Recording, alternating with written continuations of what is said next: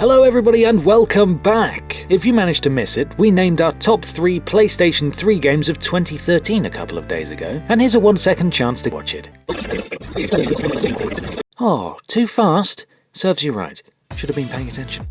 This video will be celebrating the best in class from the baby of Sony's console stable, the PlayStation Vita. It's been a reassuringly strong year for the touch-heavy fingerprint attractor, and I think we can all agree that there's simply no weight to the "there aren't enough games" argument, as this video will now prove to you. Alright. Number 3! TEARAWAY. This beautiful papercraft adventure from Little Big Planet creators Media Molecule appeared in our Game of the Month video for November, and for good reason. Every pore of this handheld adventure oozes with charm, and MM's signature ability of creating a sense of wonder and awe is ever present.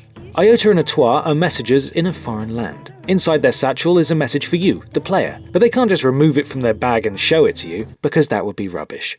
Instead, they must traverse the fascinating and occasionally dangerous world they inhabit to reach a sacred plinth, from which the message will be read aloud for all to hear, and it shall echo throughout the ages.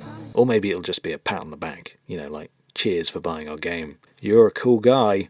During the glorified postman's quest, you'll need to help them get from A to B, and the title makes clever use of all of the Vita's assets to ensure this. Sometimes you'll need to drag a bridge into place for them to pass over a fall by using the front touchscreen. Occasionally you'll have to stick your fingers through the ground to interact with the environment using the back touchpad, and you may even be asked to help design the world around you, albeit fashioning a crown for an egomaniacal squirrel, or even designing the game's snowflakes, which will totally never result in a barrage of rude appendages falling from the sky.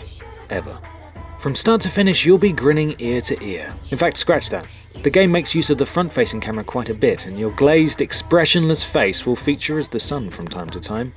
If anything, it's a sobering reminder to close your damn mouth when playing video games. But at any rate, you'll be smiling on the inside. Ultimately, this game is one of the best ones on the console, and you should play it because it is what I just said it was. Very good. Number 2! KILLZONE MERCENARY. Shooty, guns, guns, guns. It's a game about shooting guns, but it's on the Vita. You'd be forgiven for feeling a little apprehensive about an FPS on Sony's handheld after the escaped whoopee cushion air that was Resistance Burning Skies and Black Ops Declassified. But you know what? Guerilla Cambridge has done quite the job.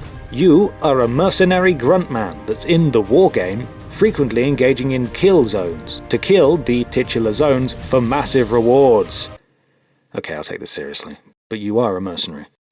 Across the title's 5-hour campaign, there's backstabbing galore, and for the very first time you'll fight alongside both ISA and Helgar's forces to try and earn an honest day's pay. Now, the narrative may not be the most groundbreaking piece of literature, but it will get you prepped and raring to jump right into the multiplayer. With 3 modes on offer, Mercenary's multiplayer mode is surprisingly excellent, and it's not too far off its console alternatives offering, and will surely have you returning for 2nds, 3rds, 4ths, 5ths, and 6ths until the cows come home.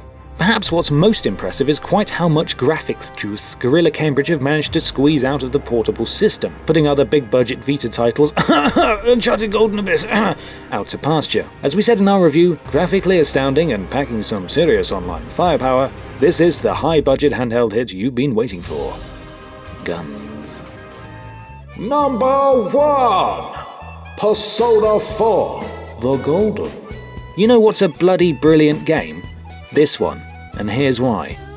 It's time to go back to school with some new friends. You can go to classes, take tests, and visit the cinema to increase your relationships with your peers. But don't forget to walk home the well-lit way, because someone's been murdered and is hanging upside down from a TV aerial. Ooh, that was rather bizarre, eh? Better go back to school and hang out with your friends again. Maybe go for a nice bowl of beef after class. What's that? There's a mysterious channel on TV at midnight when it's really rainy outside that features an individual doing strange things before it goes all misty outside for a number of days. And they turn out dead. Huh. Better go through a magic TV portal to fight monsters and rescue those at risk of dying. But not before we perform in the school's talent show! Yeah, this one's kind of difficult to explain, because no matter how hard you try, it really does sound like the lamest thing to have ever been expelled from Kotora Hashino's brilliantly mad brain. But it really is outstanding. Somewhere between getting to know some of the best developed and most relatable characters in recent memory by attending school, going out and generally just experiencing life alongside them, and working together to rescue one another from a sinister sinister, otherworldly serial killer,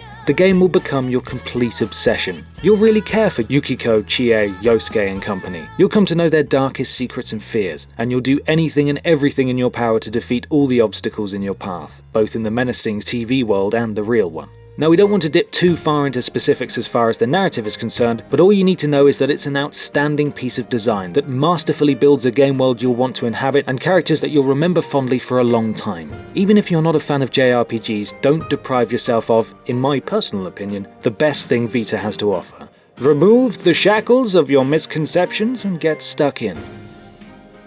There we are. You probably weren't expecting that last one, and that may be down to the fact that it was released last year in Japan and the US, but us Europeans had to wait until 2013 to get our hands on it, so it qualified, alright? You're just gonna have to #deal with it. Do come visit tomorrow for our PS4 Game of the Year. But until then, thanks for watching!